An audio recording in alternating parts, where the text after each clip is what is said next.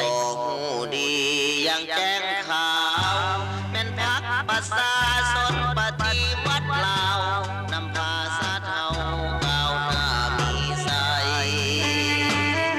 จากฟ้าเบาจนได้เติบโต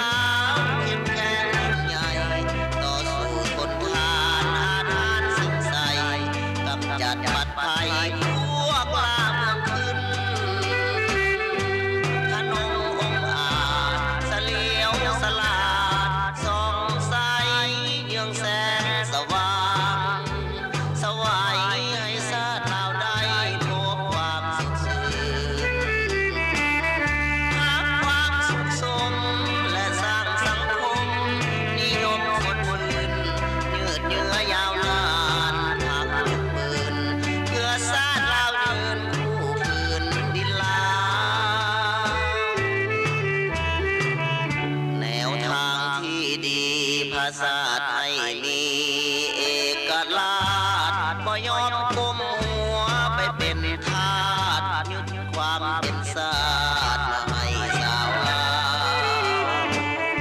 อย่าเลิกเอาไว้บุญคุณพักลายเหลือที่จะกล่าว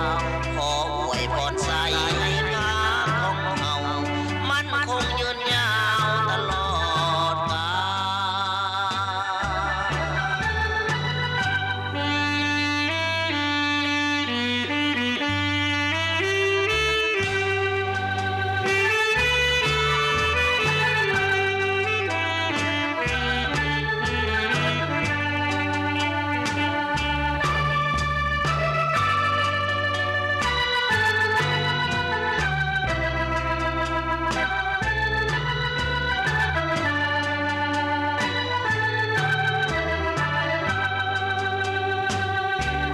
ขนมอา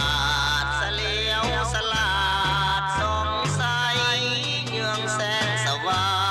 งสวายให้ชาติเราได้พบความสุขสื่น